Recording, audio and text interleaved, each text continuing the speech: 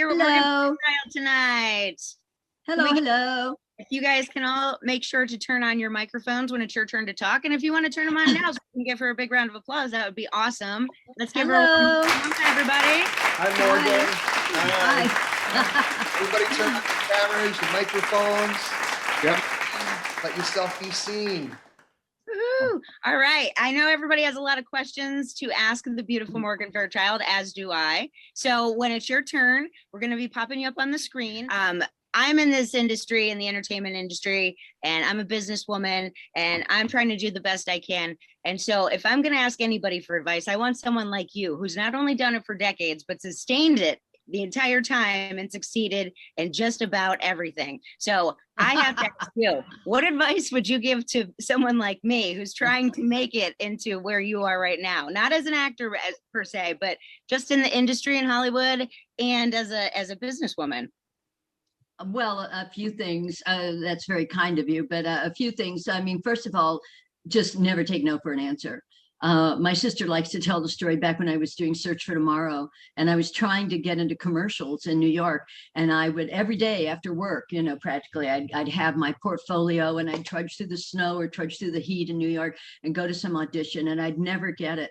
And my sister's one day I came home dragging in the rain soaked, and she said, you know, why do you keep going? It's always the same advertising people. It's the same places you're going. It's the same products. And why do you keep going? They just keep saying no. And I said, because if I don't go, I say no for them. I am going to make them say no to my face. I'm going to show up. I love and that's that. a big part of it, is just showing up. And damn, eventually, you know, I started getting like a commercial a week, and I have no idea what changed. I don't know if I just wore them down. Like she said, it was the same audition people every week, you know, the same producers, the same casting people. But eventually I started getting a ton of them. And, you know, you just never know what's going to click. So that's one thing, is just never take no. And another one is always make them pay you. Like when I was, motorcycle. When I was 19 and still living in Dallas, and I was supporting my ex-husband and his mother because we'd lost a fortune on a pop festival that we had right after Woodstock, and everybody gate crashed. So it was a huge success, and you know, practically bankrupted us. So I'm supporting them, and I had done a big modeling job for some commercials for a drugstore chain in Dallas. And, you know, months go by, and they don't pay me. And it's a whole series of commercials. I mean, for me at that age, supporting two people besides myself at 19, I really needed the money. Now it's coming up on Christmas. I really need the money. I kept after the agent. The agent kept saying, oh, I called them, you know. So finally, I just went over to the advertising guy's office, and I walked in to the CEO, and I sat in his lobby, and I told his, you know, receptionist I wanted to see him. And she kept telling me he wasn't there. And I said, no, I can hear him on the phone. I know he's there. So I'm not stupid. I'm blonde, but I'm not stupid. So anyway, so I just sat there all day. So finally he came out and he looked at me, and he didn't even pretend that he didn't know why I was there. He just looked at me and he said, what if I give you a third? And I said, sir, did I do a third of the work? And I got the damn money. And we had Christmas. Awesome. So get the damn money and never accept no. All right, I got it. That's great. Well, we're bringing in one of your very first fans here, Finley. Please meet Morgan Fairchild. Hi, Finley. Hi, Morgan. How are you? I'm good. How are you? I'm okay. What are you up to? Just at home in lockdown. Where are you? In Scotland. Oh, in Scotland. Oh, you're one of my Twitter followers, aren't you? Yes. Oh, okay. I get all my American news from you. Oh, good. Oh, good. I try to do a lot of COVID stuff, you know, and you guys have had kind of a rough time of it. Sturgeon keeps shutting the country down, and good for her, you know, because it needs it. I love Scotland. I did a train tour of Scotland years ago, and I love Scotland. I love Edinburgh. I love all of it. I keep wishing they would have me for something over at the Fringe, you know, a festival or something, and I get a chance to actually stay there for a bit. Yeah. It's beautiful. I performed in the Edinburgh Fringe. Huh? You're from Edinburgh? No, I performed in the Edinburgh Fringe. Yeah. Oh, I love it. It's beautiful. Yeah, I did a play. I'm an actor, so I did a play at the Edinburgh Fringe. Oh, how fun. Yeah. It just seems like such a big adventure. I love Scotland. We took my sister on a train tour of Scotland. So we started in Edinburgh and then went to Aberdeen and went all over, toured the Chivas Regal distillery and went to the Isle of Skye. And it's one of those things, you know, it's because it's kind of cheesy being on a tour in a way, but the Royal Scotsman was really elegant, made the Orient Express look pale. But it's, so we're on the bus on the Isle of Skye, and one of the tourists was saying, oh, to our tour guide was saying, oh, sing Loch Lomond. And I was like, oh God, you know, tourist stuff. Well, this beautiful tenor voice came out with Loch Lomond and with the whole story behind the song and everything. And I mean, I had tears running down my face. I cannot hear Loch Lomond to this day without tears running down my face after that. It was just such a wonderful experience. And we got to go, we went to one little castle, the Brodie of Brodie was there, and he was a very elderly gentleman that had opened up his home, and his great grandfather or something had collected like 426 different daffodils that were planted all over the place, and it was just fabulous, you know, just fabulous. I love Scotland. You say hello to all my Scottish friends for me. Well, my mom's from the Isle of Skye. Oh, I love the Isle of Skye. Oh, it's so beautiful. Such a history. Yeah, so much history. Say hi to your mom. I will. Is she living? Where's she living? She's through in the other room. Yeah, we're just staying together in lockdown. Oh, okay. Yeah, I didn't get to go to Glasgow or some of the other areas, but I did get to see a good bit of it. Well, I'm in Perth, which is about an hour from Glasgow. Yeah, yeah. Oh, well. So is there anything you wanted to ask me about anything else? I mean, you're an actor. What else can we talk about, honey? Well, I loved you in like the soaps from the 80s. I love soaps. So thank you. Like growing up, like I watched you in Falcon Crest, Flamingo Road. But my question's about Dallas. Uh-huh. So you originated Jenna Wade. Yeah. From Dallas. Yeah. Were you ever asked back to play Jenna? Yes, they did ask me to come back when they were going to bring Jenna back. They asked me back, but I actually had a project of my own in development where I would be a producer at that time, and for my own series where I would be a producer. And so I said no, you know, and it's also one thing I learned doing those big cast shows, that whenever you come in, the original cast always has all the sway. And so having been an original cast on a show and having sort of seen how that worked for the same company, because they were both Lorimar, I just kind of knew that that if I went in, that I'd be kind of almost a glorified guest star as opposed to having a real presence there. So so I just stuck it out with my own production, and it didn't go anywhere, unfortunately, but I had that in the works at the time they offered it. So, you know, you look back on it, and also, you know, these are the things. When they offered it to me, Dallas had already been on so long. Now, most shows in America don't run more than like 7 years, and it had already been on so long. You're sitting here thinking, how much longer it's going to run? Who knew? It would run forever. So. Well, thank you so much, Finley. Yeah, okay, sorry. No, that's okay. What is it? No, I just wondered if you were ever asked back before Priscilla Presley took over the role. Yes, I was. So you've answered it. Thank you. I was. Thank you. Thank you, Finley. Hello, Miss Fairchild. Hello, Francoise. How are you? How are you doing? I'm okay. How's your sister? My sister, she's very well. And we have beautiful spring weather today. It was so hot here, 20 degrees. Oh my God.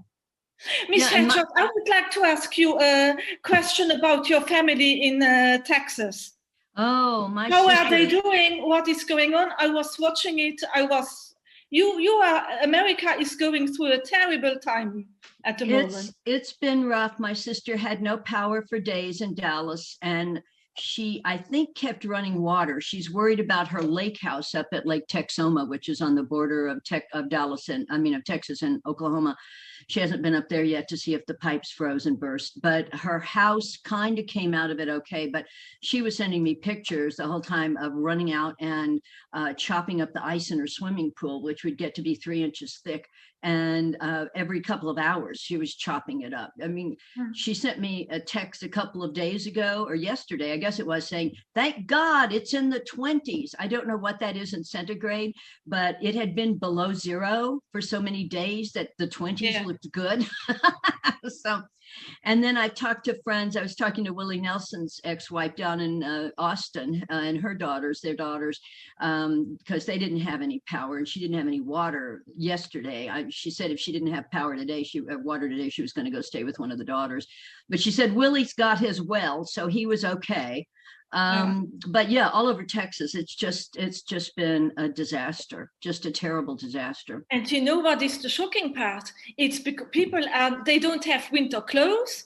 They have they were showing a teacher on French TV, and the lady said, we are big travelers, that's why we have winter clothes. The people who are living here, they don't have big boots, winter boots, because it's not that cold in Texas. And also the houses are built to protect against the heat, but not to protect against the cold and the snow. Yeah, and that's the problem. In the north of America, you know, the houses are built for that kind of winter, but not in Texas, not in the South, because they traditionally don't. Global warming is hitting them hard. And we have a lot of people in America who don't like to believe in global warming, but, you know, it kind of hits them in the rear here. And it's real. I remember at the Rand Corporation a few years back, I was sitting in on a counterterrorism seminar, and the last question going around to all of these counterterrorism guys is, what do you think is the future rising terrorist action, that's going to create problems? And everybody listed some, problem issue. And he said global warming. And he said, because it's going to create so much mass migration, and it's going to make so many areas unlivable. And that's going to be what it is. And so there was an elderly gentleman sitting next to me that I'd been talking to off and on. So when the seminar was over, I said, what did you think about what he said about global warming? Because I went over to the guy and told him, absolutely, I agree. I mean, you have to understand, I testified before a Senate committee and explained global warming and what was going to happen in 1987. So I've been following already, you knew. Yeah, Al Gore and I were the first two people in DC talking about global warming back in the mid 80s when he was still a senator. And so anyway, so I turned to this gentleman and said, what do you think about this? And he said, Miss Fairchild, he said, I don't know. I don't want to come down one way or the other, and whether I believe in it or not. All I know is I run one of the biggest insurance companies in this country, and we have to pay for all of it. We have to pay for all this damage. And so I'm very interested in it. And that was a few years ago. So now you're seeing this because Texas had another bad storm, not quite this bad, I think, in 2011. And they were warned, that they needed to do something, and they just didn't do it. But you said Luxembourg has gotten all built up now, and yes, Luxembourg is very modern now. I still want to come and tour some more of the castles. I loved all the castles. Oh, Miss Fairchild, I was watching the DVD again of the Sherlock Holmes movie, and you went to places where I went to school, to Echternach you were filming, and then the castle of Burg Linster you were filming. The good memories, and and the streets next to my house, next to the apartment here. You were all around here, the city center. It was so interesting for me to watch. I loved them. I'm so glad. Hey, thank you for sending me those pictures on the internet too, because it brought back so many memories, and I'm great of those, just standing around with Christopher Lee and Patrick and everybody. That just brought back so many memories. I sent you some more, but I don't know if you have seen them. 20 more I sent you. Oh, I don't know if I've seen those. 5 days ago I did it. Okay, yeah, I sent those. You said you sent some of them on the Instagram message, but I couldn't find. I'm really bad at tech, Francois. I found one message board, but I couldn't find another one. I didn't see you on there. So that's why I said, I can't find the right board. I don't know. This I need some 15-year-old to show me how to do this. Instagram Messenger, it goes by requests. If you are not following me, you get requests. And you have so many followers. I'm sure you have many, many, many requests. That's why you didn't find me. Well, there's one board that I do go on and I do see requests and I see people talking and I answer questions.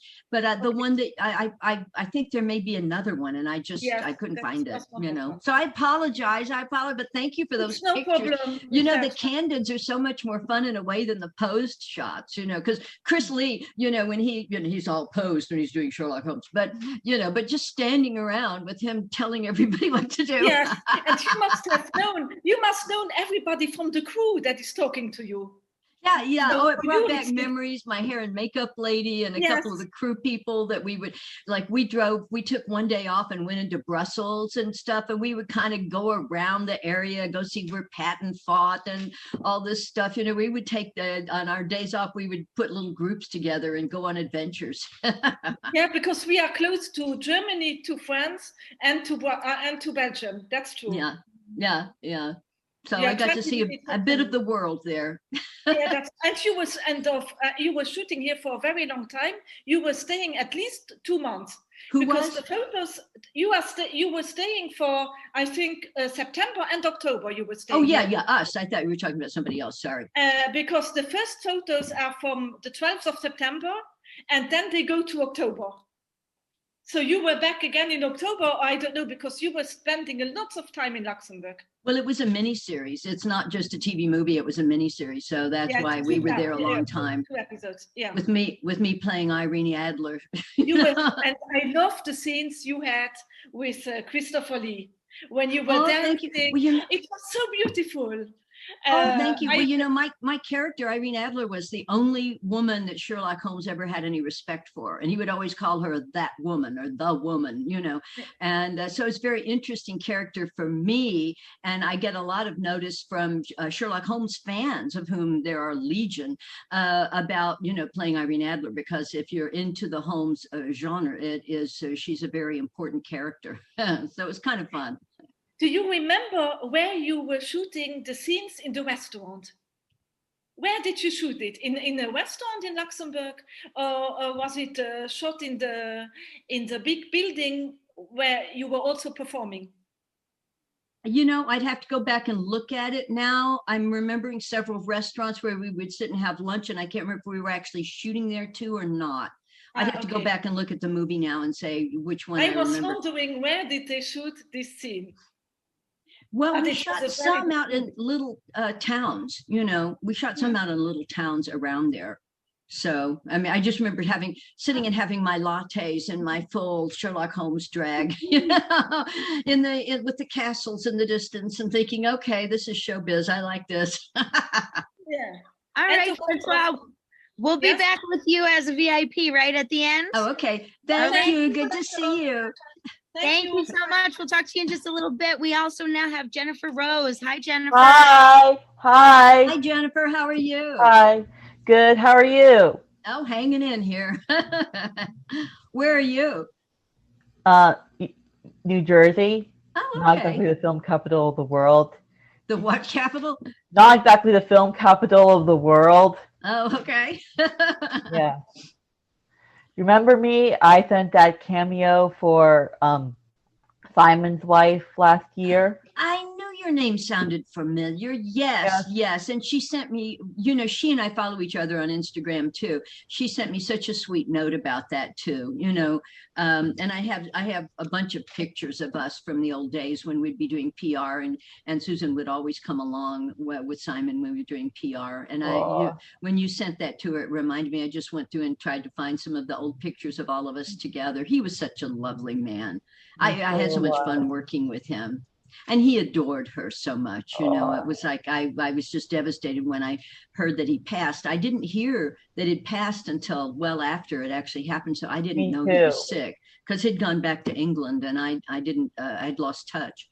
So just really too bad. Wonderful actor. I also did those pictures of him for Inktober that year because it was the 10th anniversary. Because it was what? The 10th anniversary. Yeah. Yeah, I just follow me. Yeah, I felt terrible that I hadn't been in touch more. You know, yeah, we were all good friends when we were shooting. And then the way my business is, you know, when you're not shooting and you guys go off on all these different projects and they moved back to England, I just kind of lost touch. So. Yeah, but he was a really great actor. I like this really, really crazy old show he was in called Manimal from the early 80s. It lasted only half a season. I can't help but think to myself, this needs a film reboot. Of course, it would most likely be a comedy because it was Well, just he always felt that he had to live that one down. Yes, always say that, but he, you know, he was a really lovely actor. I just remember because when we were shooting Falcon Crest, and he and Pierce Brosnan was doing Remington Steele. And we would all visit back and forth across, because we were on kitty corner sound stages. And so we would visit back and forth all the time. And he and Pierce were both up to play James Bond. So there was, although they were friends, it was also this kind of rivalry of who's going to get James Bond. And at that point, Pierce didn't get James Bond either. They came back to him later.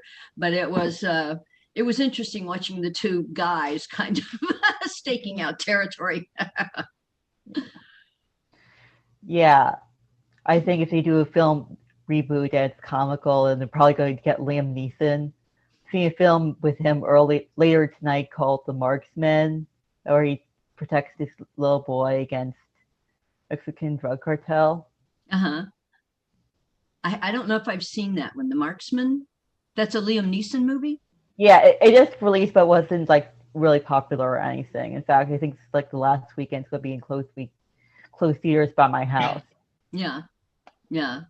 Liam's a wonderful actor too. But I did send in a spec script idea to this contest, and they said, well, I know you're really interested in this, but wouldn't it be really funny and really poignant if we saw him as like an older man in the 2010s?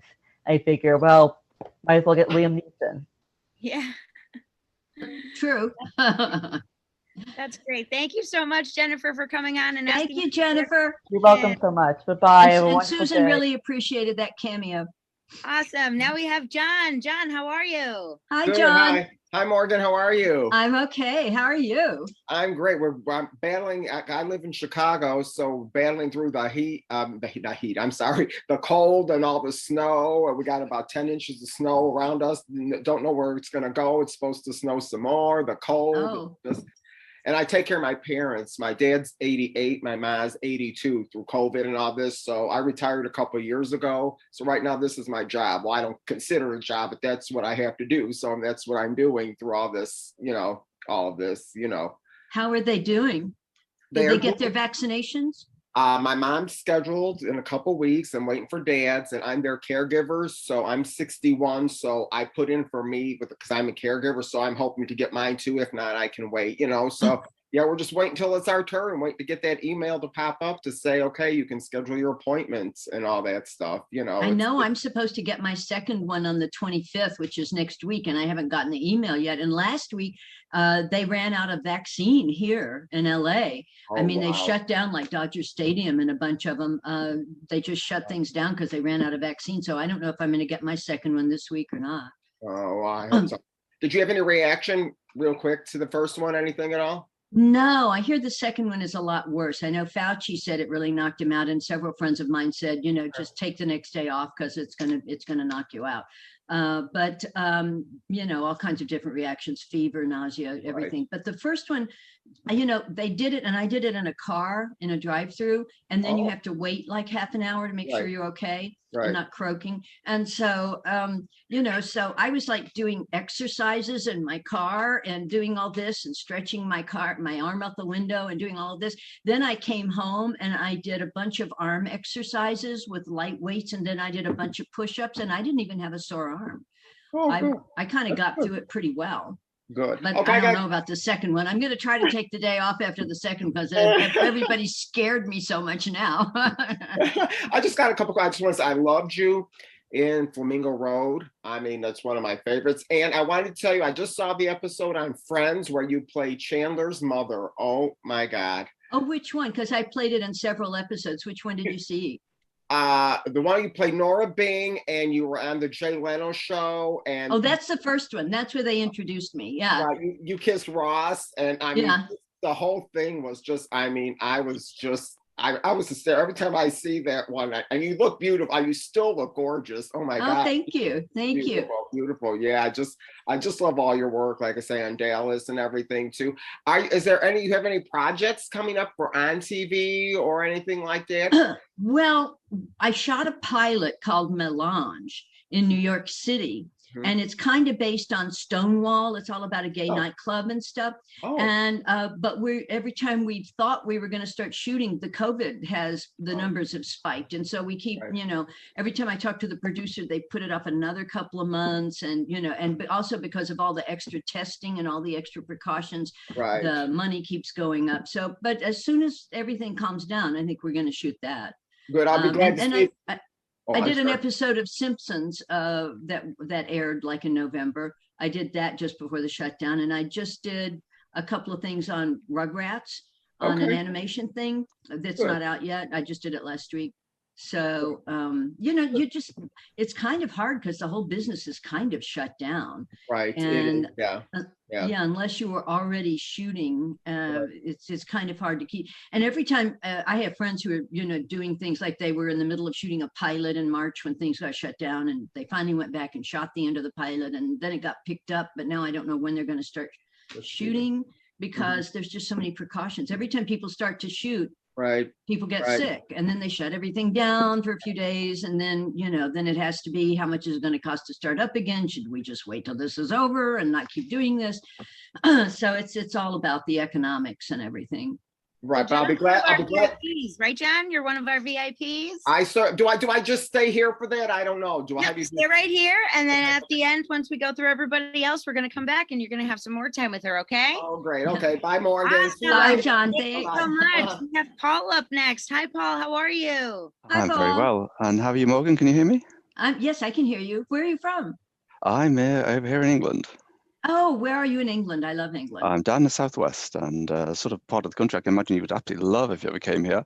I'm within an hour of Stonehenge and an hour of I haven't Stratford. gotten to go to Stonehenge. I shot in Kent for a while, near Tunbridge Wells and stuff. Yes, we're over the other side of the country, and then an hour from Stonehenge and an hour to the north is Stratford, the home, of course, of Shakespeare. I just found out last night, one of my friends is doing a genealogy search and everything, that my sister and I are related to Shakespeare somehow. I've got to go look at all of it to see how on earth we're related. But it sounds interesting. And then they're doing such great new stuff at Stonehenge. Have you been following all of that? We have, yes. I mean, the excavations there and around about the Dorrington walls and so on are really quite fascinating. Some of the stuff, the Aubrey holes and beyond. Incredible. But I wanted to say to you, I mean, I first became aware of you, so it must be late 1970s, was the Vincent Price series, the Time Express? Oh, honey, I've been around forever. Time Express with Vincent Price and Coral. Oh, I loved them. We had so much fun on that. I think that was the first time we saw you on TV over here in the UK. And I remember seeing this beautiful young actress, and who'd have thought 40-odd years later, I was talking to that young actress, and actually she's even more beautiful now. How incredible is that? Thank you. But on that score, I had a couple of questions. I mean, one of the lovely things about the internet over recent years, is following you on Twitter and realizing that what an intelligent woman you are. I mean, obviously we've seen you as an actress and a talented actress, but now to see what an intelligent lady you are behind that. Oh, so I always wondered, thank you. Well, if you've been following me on Twitter, I tweet about the Stonehenge excavations and all the archaeology and the paleontology and the COVID and all of that stuff. That's very kind of you. Thank you. So I wondered, had you not gone down the acting route, had you gone on to, would you have considered gone to university, and perhaps what sort of professional career can you have imagined? And on the acting thing, because of obviously how you look, do you think that ever cost you roles? Do you think people just said, oh, Morgan looks like this, she can only do that, therefore we won't cast her as things, and you perhaps miss things? Yes, on that last one, yes, I know it's cost me, I know it's cost me some parts and stuff over the years. And it's, it's just weird. I mean, if you look a certain way, everybody assumes that you, number one, can't act, and number two, they just want to cast you a certain way. I know I was playing a nun in one thing I was shooting in Bosnia during the war, during the war. And No, I've never seen that. What only thing I think I've never seen. I think it came out very well. I haven't seen it either. The director got mad at me, and I heard they cut a lot of my scenes out. But you know, at the time, it was kind of funny because it was in the middle of the Bosnian War. It was '94, and we had a lot of the Croatian militia working as extras on the show, and which was interesting. And I kept having to tell the producers, you know, I'm not gonna go in the dressing room with these guys. They wanted me to dress in all the big same dressing room. I said, I'm not gonna dress with the guys. These are the guys who were running the rape camps 2 weeks ago. I'm not gonna dress with these guys, sorry. So I think they nicknamed me Demon Bitch from Hell because I stood up for myself.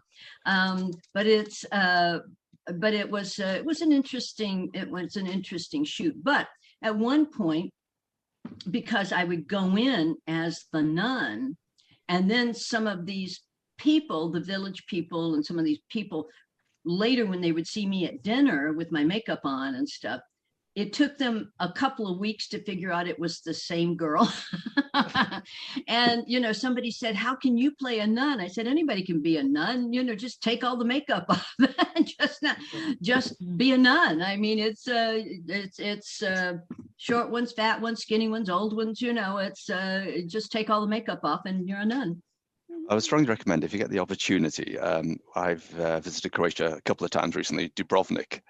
And I love Dubrovnik. It is now the most beautiful place one could possibly imagine. And they don't shy away from the traumas of the 90s. It's there, it's visible, but my goodness, what a wonderful place to go. Well, that was my first question, is had they fixed it? Because when I was there, they were still bombing Dubrovnik. And I go to Dubrovnik and we're worried about, are we going to get bombed? But there were still craters in the cobblestone streets. Did they fix that, or is that still there? No, they deliberately didn't. It's there as a memory of something that happened. And I suppose quite rightly, one, you say you don't shy away from history. It happened and it's there, and you to look at it and you appreciate it, and you can go up on top of the mountain on Mount Serd and overlook the incredible city of Dubrovnik, and you look down and think, my goodness, thank God it wasn't destroyed, because it's a beautiful place. It was so beautiful. You know, when we were shooting, because we were shooting in Medjugorje, so we started off shooting in Zagreb, and that's where we only supposed to shoot, and then they wanted to shoot in Medjugorje because it's one of those stories where the producers, who were the Croatian guys, took all of us, the English and American actors, out to dinner at this place where all of the UN guys would go, this fabulous Mandarin Chinese restaurant. And they got everybody drunk on plum brandy, except me, because I don't drink. And then they're saying, oh, you know, because the Medjugorje is so magical, we must go shoot in the real Medjugorje. We have looked for churches to pretend Medjugorje, but no, we must go shoot in the real Medjugorje. And everybody's saying, yeah, right on. And I said, guys, Medjugorje is in a war zone. You know, we're in Zagreb right now, but Medjugorje is in Bosnia and it's in a war zone.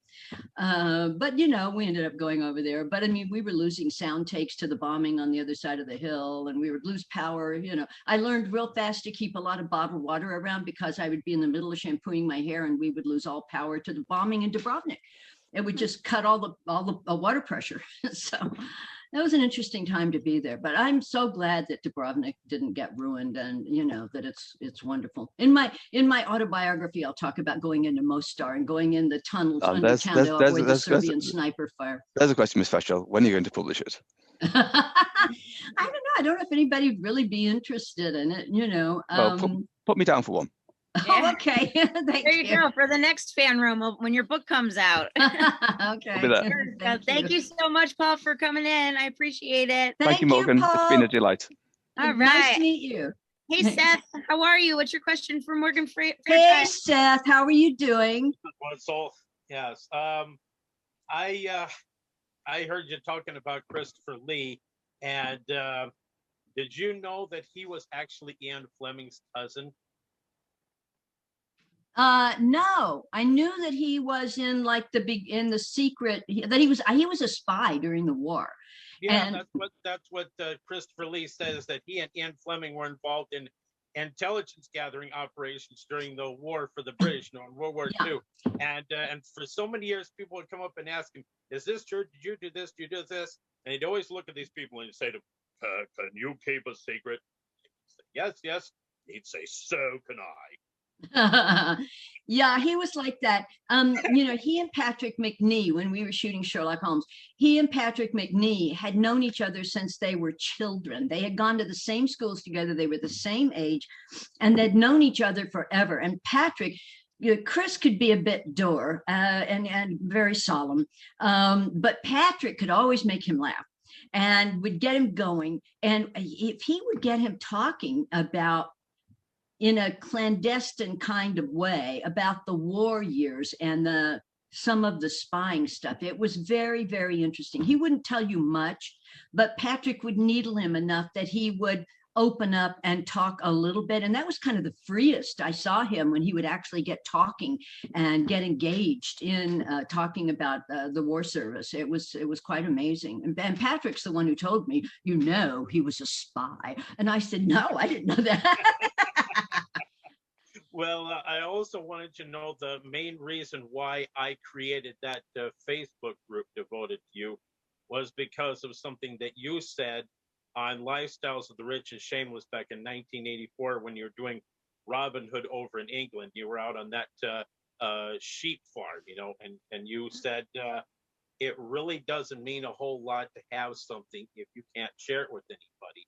And after the 2008 flood, when I lost my model railroad, you know, in the basement, and I had that huge collection of memories of you and whatnot, you know, I said to myself, well, I don't want to keep this to myself, you know, I want to share this with people. And so I scanned everything and I copied it and have it all on my hard drive, you know, and then I asked Catherine, you know, can I just send it down to you and have you share it with everybody coming in and out of your studio every day? And she said, sure. And every time I get another a notebook full of photographs or clippings or magazine articles, whatever, I just mail it down to her. You know, she told me she's keeping them all for me because I don't have them here, but she keeps them there for me. And she forgot to show it to, because usually when I come in now, she just picks me up at the airport and we go straight up to her lake house. And that's where, you know, she likes to spend time when she's taken off, which is usually when I come in for, you know, Easter, Memorial Day or something like that. So I haven't gotten to see them, but she said they're fabulous. So thank you so much for that. That's so kind of you. It's kind of fun to see the older pictures and the old PR stuff and see what you looked like 20 years ago. Yeah, well, another thing I wanted to tell you is that when I say you play the gorgeous, sexy bad girl character better than anybody, is the Racine on Paper Dolls. And you know, and a lot of people watch that now in retrospect and they say how sexy it was, but when I see you, I realize I can't help but realize just how damn funny you are. Like that one scene when that reporter goes in to meet you for the first time and you're lying there basically stark naked on a massage table and you got nothing on but a towel and your head's buried down the pillow, and then he says to her, I apologize for being late, would you rather I wait until you were decent? You look up and say, how much time do you have? Hi, what does SB stand for? Scott Brinson. I've only ever used Zoom twice before, and I realized after the first time I should change that and put my name, and I never did it. And now here we are. So it's Scott. Oh, I'm good. How are you? I'm fine, thank you.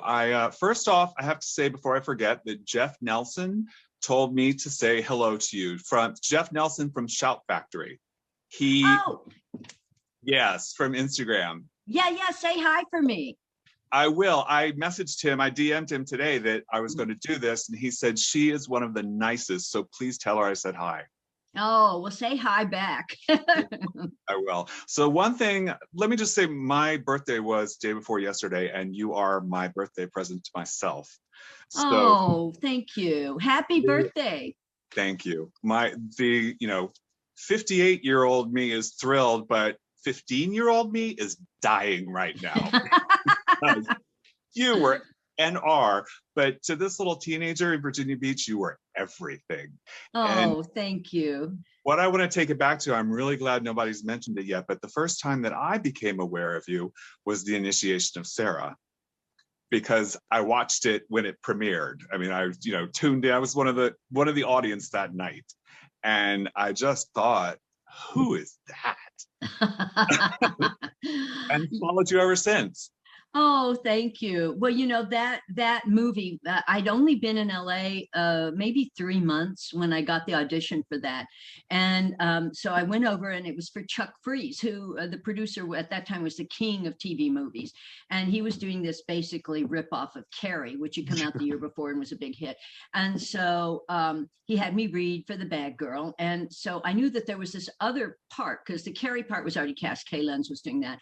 And I knew there was this other part of the sister of Carrie, who wants to be in the sorority and is torn between her love for her sister and her, wanting to be in this damn sorority. And so I kept saying to him, I'd like to read for that because I think it has more gray areas, of actor, And so finally he said, honey, you got this part. And I said, well, could I? And he says, I want a brunette. I said, I'll wear a wig. He said, you haven't been here very long, have you? And I said, no, sir. And he said, let me explain something to you. I can get a good ingenue anywhere, but a good bitch is hard to find. And if the bad guy doesn't work, the movie doesn't work. And so he said, so take the part. So I thought, well, okay, I'll do it. And I'm new in town. I've done all this theaters since I was 10. I've done a soap opera in New York. I've done Kojak in New York. I mean, I'd been doing things, but this was my first TV movie. And so I thought, well, it's this little horror movie. Nobody's going to see it, but at least I'll have a TV movie credit. Well, it was the #1 TV movie of the year and set me on my road to bitchdom. And it was one of those things that, I mean, like Ed Rendell, governor of Pennsylvania, when I'm campaigning with him, I loved Initiation of Sarah. David Duchovny, when I go visit the X-Files set, I loved Initiation of Sarah. Every guy since that day, I loved Initiation of Sarah. Well, there's a difference between why the straight guys liked it, because I can figure that out, and there's a reason why we liked it. Because you do bitch like nobody else. It was amazing. And I always make them funny. I try to make them funny, like Paper Dolls. I ad lib a lot. I mean, I just ad lib a lot and make them funny. So you made a tremendous impression. I've followed you ever since, and I have other questions, but I also got the VIP thing, so I'll hold off. But okay. You're just wonderful, and still so wonderful. I follow you on Instagram. You can follow me back. Text. Do you follow me on Twitter? No, because I got rid of Twitter. It was upsetting me. Oh, okay. Well, hit one of my pictures. Maybe I'll post something today, but either whatever I post today or whatever I posted yesterday, answer one of those. And because I check those like every night of who asked questions. You comment back. I mean, it's so amazing. I screenshotted the first comment I made that you liked. I was like, oh my God, she commented. Oh, so comment on it again so I see you and I'll find you and follow you. Thank you. Morgan, you've now just been through your first FanRoom Live experience. Oh, good. It was very nice. Thank you, guys. Thank you. You have fun? Yeah, it's always nice chatting with people. It's nice to know you touch people's lives. You get into this business and you never know what's going to happen. It's nice to know people liked it. All over the world, they come for you and they love you, and it's so beautiful. And again, on this show, on this platform, you really see it more and you really hear it. I just want to say thank you for doing this. I mean, the whole point of why we want to do this is so that fans can get some entertainment and be able to connect with their favorite celebrities. That's the whole point. So we appreciate you. Oh, well, thank you guys for doing that.